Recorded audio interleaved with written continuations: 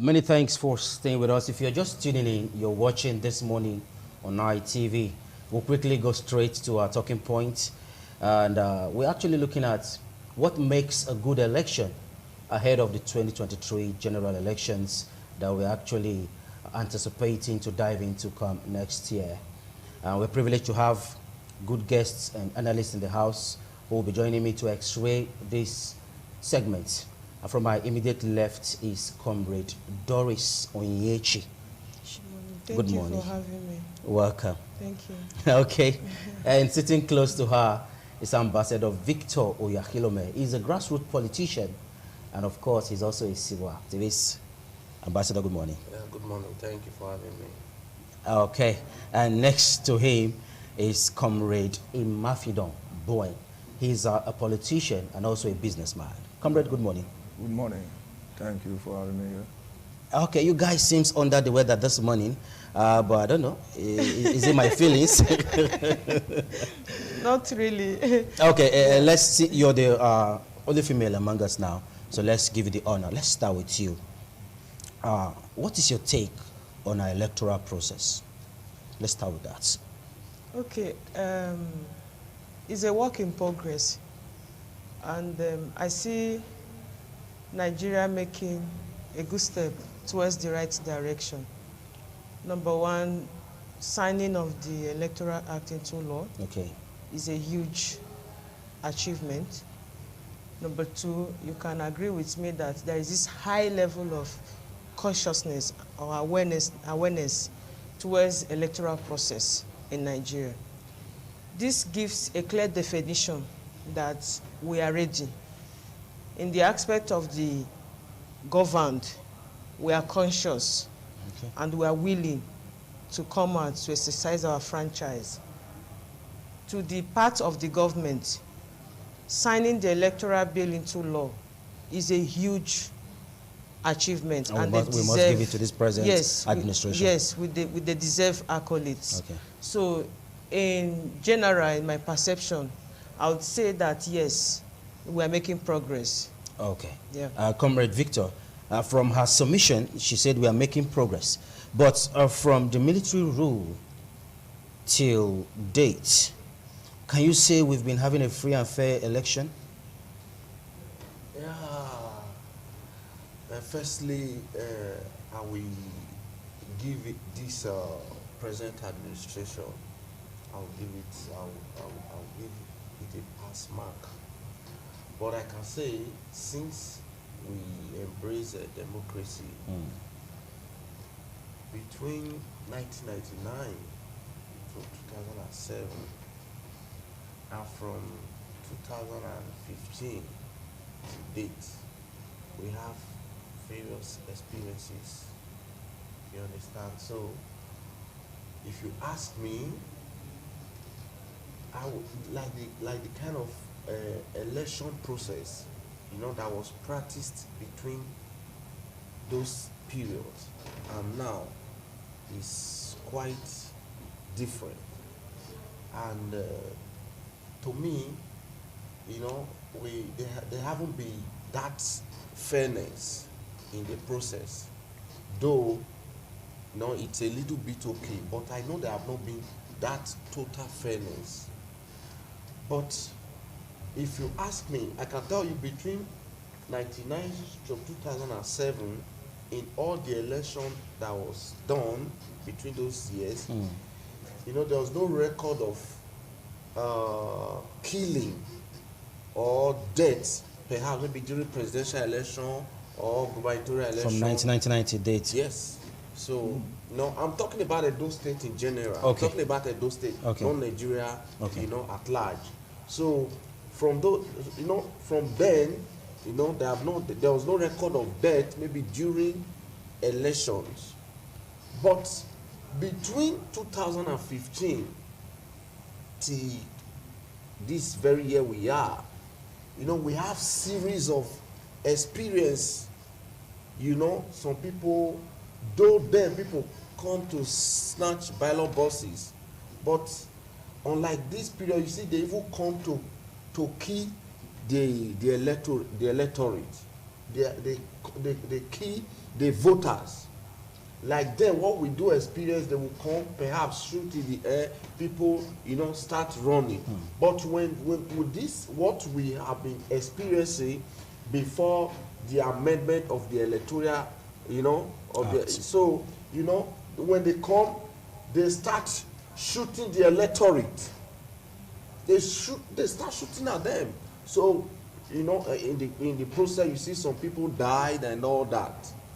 But from 2019 to this 2022 that we are, I can say some of the experiences, it's a bit commendable. We should give it up to this president. He has done well in those areas. Okay, well, we are all giving scorecards to the present administration. Let me come to you now, Comrade Mafida. Now, in the past, Nigerians have always expressed displeasure in the electoral process. But with the Electoral Act being signed into law, do you think Nigerians will have faith in the forthcoming election? I may say, me looking at it anyway, like free and fair. We need free and fair in the election, and the way the electoral is putting things in order, like they are talking about the insecurity we have been passing through in the country, and by the grace of God, I believe they are working towards it. And if they can give us, with the masses and the people, the free and fair election that we have been seeking for, because since, let me say, 2019, the presidential candidate of that was coming from presidential candidate was about 73.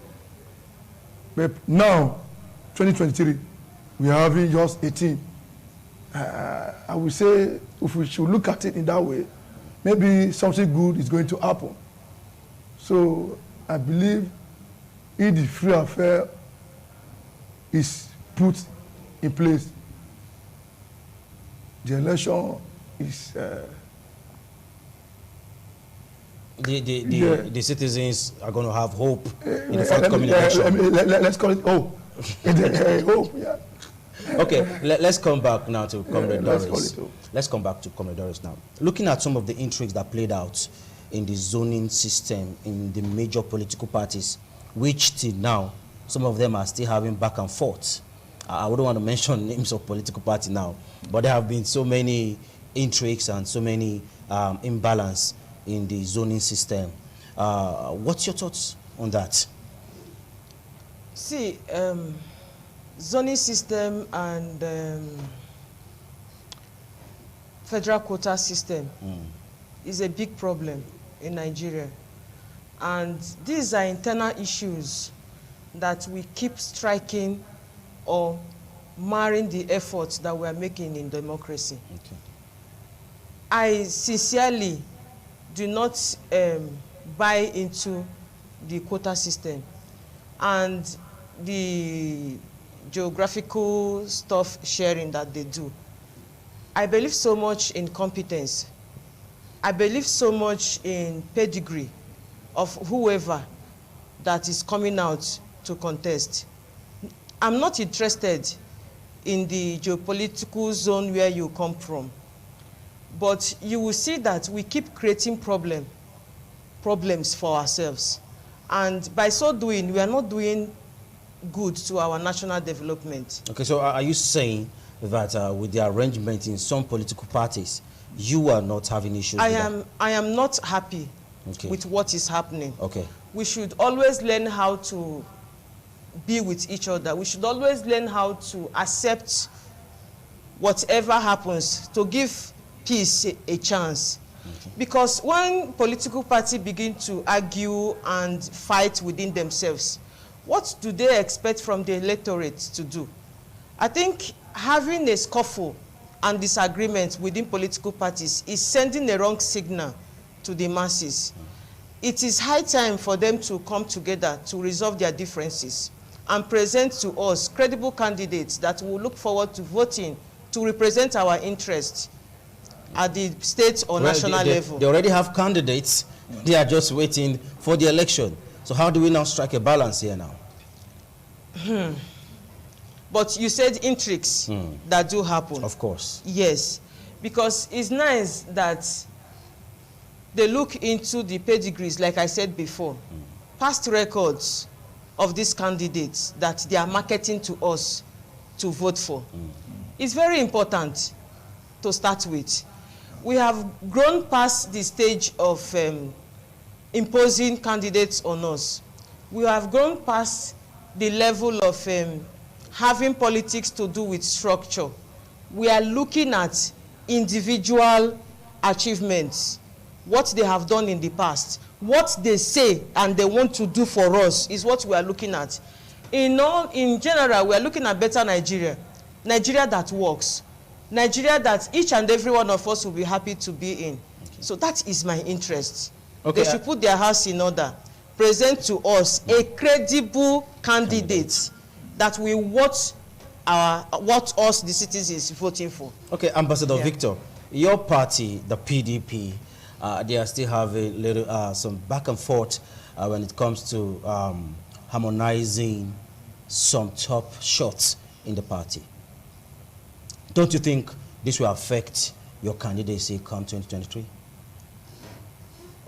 Firstly, if you are using PDP as the only party that has internal crisis. Other parties have theirs. All the parties. So that's aside. As far as this 2023 election is concerned, I can tell you that PDP is the most prepared. I'm telling you. So, but this look like a campaign now to me. No. Even if it's a campaign, INEC has already leave the ban on campaign. But let's look at what we are talking about this morning. Let's focus on our talking point. Focus on the topic. But firstly, like I told you, PDP is the most prepared.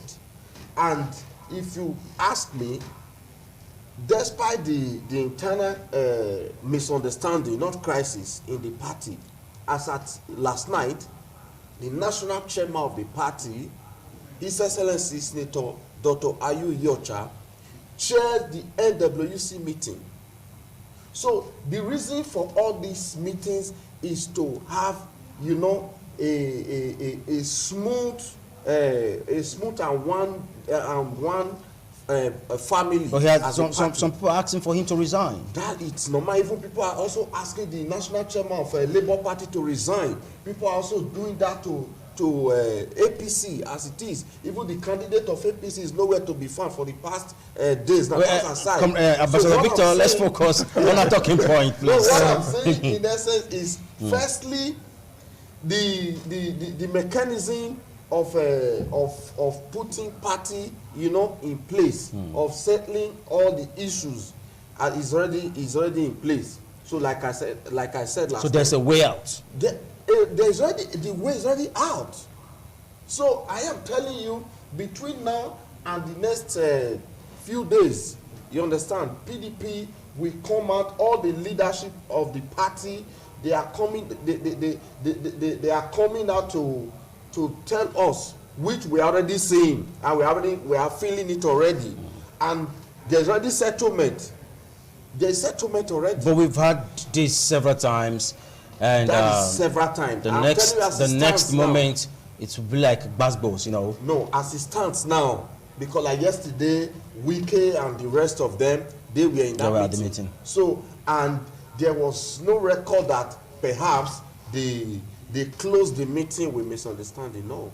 So when the national chairman was asked, or the acting BOT chairman, when he was asked of the outcome of the meeting, he said, yes, we are coming out strong in a couple of days. So if you ask me, that's why I told you earlier that PDP is the most prepared. Okay. Talking about preparation, do you feel INEC is actually ready for this election? In your opinion? In my opinion, I believe INEC is ready. if you see the registration, massive registration that was did a few months ago, I believe they are ready. And we are waiting for the PVC, the original PVC. I believe before the election next year we'll get them, and INEC, they are ready. And I believe even the masses, we're coming out to do our registration. We are ready. And as I earlier said, the security, we need it, because without security, I believe, you know, we in our country, Nigeria, fear and other things threatening everywhere. And government, I will advise, or let me say, now we don't say advise, maybe let's say the CDD, to talk to the security agencies, not to use the insecurity to intimidate the voters. In what ways now? Like, maybe, let me say, like threatening maybe few days to the election or few weeks to the election. Many news will be going on. Don't come out for vote to, hey, this, that. So many, you know what I'm saying. Once we are passing through these election processes, so many news, rumors here and there. So we still beg the CDD to help us talk to the security agencies. Okay, talking about security agencies now. Yeah. For a while now, the Nigerian police have been on top of the game. Well, lately, the Kaduna-Abuja Expressway has been free to an extent. We've not really heard about kidnapping or so. But do you think, and I think there's a whole lot of pressure on the police right now, though they can't do it alone. True. But do you feel, in your opinion, that the Nigerian police have what it takes to participate in this election? You see, security issues is a collective responsibility. It's the job of you and I to assist security agencies with information, furnish them with information that will aid their work when it has to do with precarious security situations in electoral process. It's all what we need to do. We don't need to leave all the job for them to do. They need us. We need to work in synergy. And not only the police too, other sister agencies like the military, the civil defense. Yeah. This set of people need to work in synergy to be able to harness information that regards to security, the precarious security situation in the electoral process. This will enable INEC to make informed decision in preparing and as well conducting a credible election. And it also does not stop there, you know.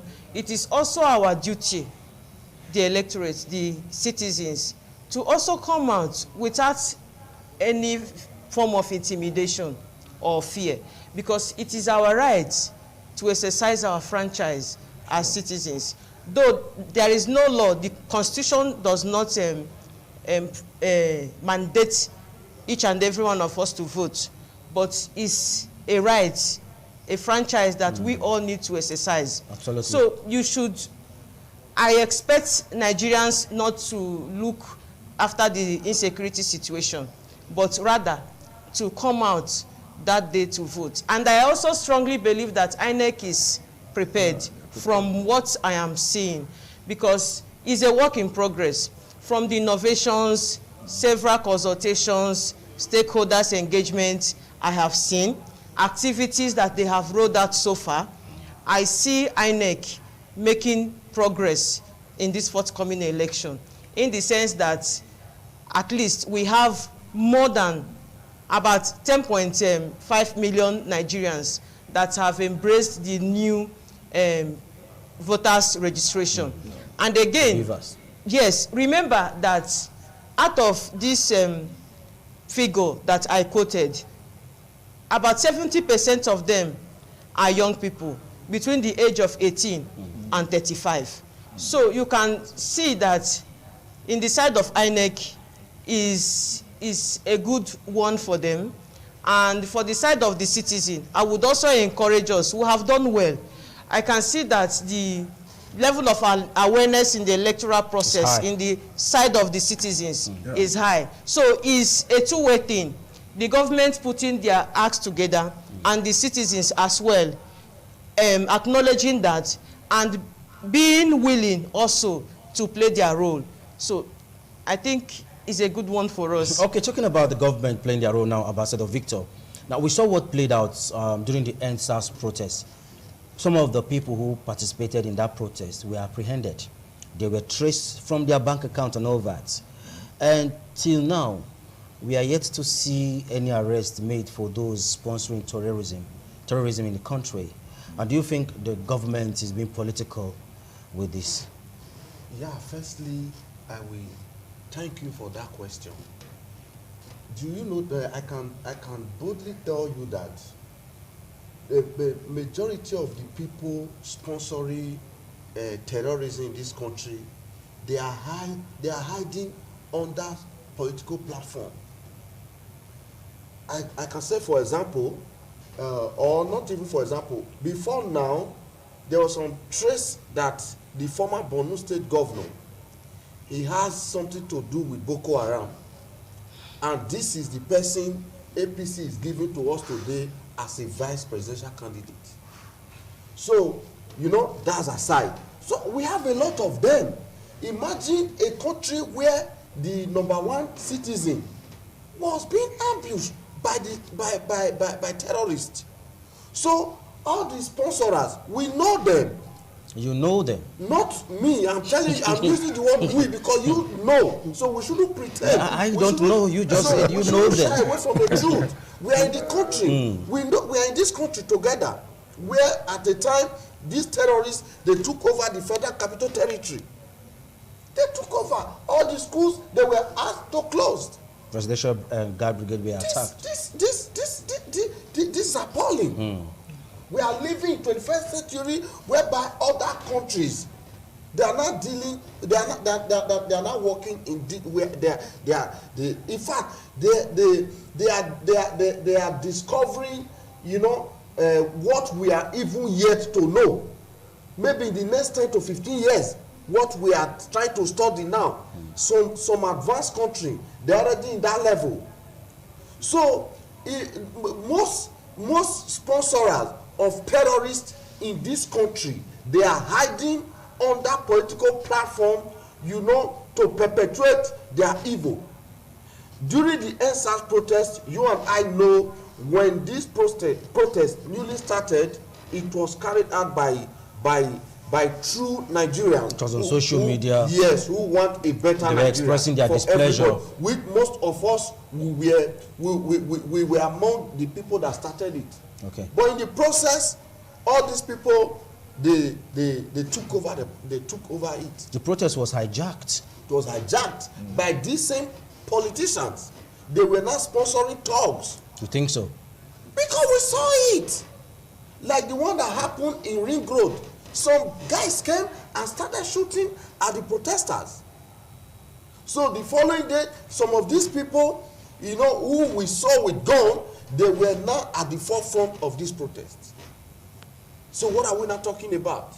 So if there must be fairness in the system, because there is no way you can come, before you can come to equity, you must have a clean hand. So if this present administration must count like the reason why you see some of these people, they are not happy with the president, because he is not their friend. He is for everybody and is for nobody. Okay. So in the area of insecurity, this administration, they are total failure. But they are doing their best. They are not doing. Goodluck Jonathan actually experienced same. I am using the word. During Goodluck Jonathan, it was better. In fact, as a matter of fact, that was the reason why he was sent out of office. No, that is the best. Because the same people we have today in the government, they were the one that frustrated the effort of Goodluck Jonathan. Ambassador Victor, so, I'll come back to you. I need to pause you at that point. Comrade Imafidon, do you share in his thoughts? You know, I said earlier, this insecurity. We are still on the insecurity. Sure. So I think that if we really work in this insecurity, the government should work in this insecurity. And first and foremost, not only killing. Many things are happening. If we have a good, let me say, if we have a good standard electricity in the country, this insecurity will be straight out like in the Western world, you have cameras everywhere. But if there's no electricity, can we operate in cameras? Like what he said in Ring Road and in other places. If maybe there's electricity and there are cameras, CCTV camera everywhere, all those people will be fished out. Then we'll start from there. So we can be fighting the insecurity together. So I think this insecurity should be treated and be put to end in our country. Thank you. I actually have a question for you, but I saw your facial reaction while Ambassador Victor was talking. No, please go ahead. you want to react to what he said? I should give you, tell what I asked for you, what I have for you. Okay, maybe I can react. You want to react to his? Okay, in go ahead. some seconds. Okay. I think insecurity is a global problem, not only in Nigeria. And across West Africa, you also agree with me that we are still battling Al-Qaeda and ISIL.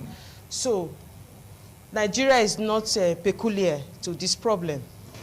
I think I would say that we should employ behavioral change, additional change, by electing the right candidate at this juncture, who can be able to evaluate, analyze, digest what is going on, and come up with a template, a workable template that can address so many social problems that led us to where we are today. We are just looking at it that, oh, insecurity, armed men, and all stuff. It has a cause. There is a push factor that led us to, that was neglected from the side of the government, that led us to this point that we are now. So I would say that we should all stop pouring blames, wake up and realize the fact that this is the chance that we have to make a right decision, that will turn around Nigeria for good, and vote in a candidate who will bring in security and make other sectors workable for each and every one of us to dwell in. Talking about this is your chance. I know the both of you, you've been having, there's a conspiracy now in this studio this morning, but I won't concede to that. I won't concede to that. Let me quickly, we have a question for her. You're talking about this is our chance. Some people have the opinion that women are their problem in politics. Some people are of the opinion that women are their own problems in politics. When it comes to politics. Now it's like you people don't have upper hand. I do not disagree with that. I can't agree less, yes. Okay. Most times I ask myself, this our agenda, what do we really want? Okay. Yes. So please tell us what you want. Me, I would say that even at this juncture, even none of these candidates, popular candidates so far, even has a woman, even as a running mate or a vice president. It's quite unfortunate. And we are clamoring for gender bill. We are clamoring for gender equality. Look at other countries electing or voting in female leaders. Look at United States of America having such juicy and sensible position given to a woman. What has happened to us? Because we are not ready to work together. Maybe as a result of some conditions or issues that surround us, that boils down to, I want to be there alone. See, before you grow, like in politics, like our opposite sex, they have those who they look up to as mentors. And those ones also have mentees. You don't find that in the women folks. What has happened to us? It is time for us to rise up, to be sincere to what we are agitating for.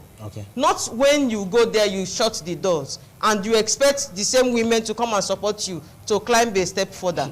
Okay. Yeah. Thank you so much, Comrade Doris. I'm afraid we'll be wrapping up here now. Okay, we have another segment that will be coming up shortly. Comrade Emmanuel Ogbidi is standing by to join us in the next segment. Thank you, gentlemen and lady, for being part of the show. We'll take a short pause now, and when we are back, we'll continue on the show. Don't go nowhere.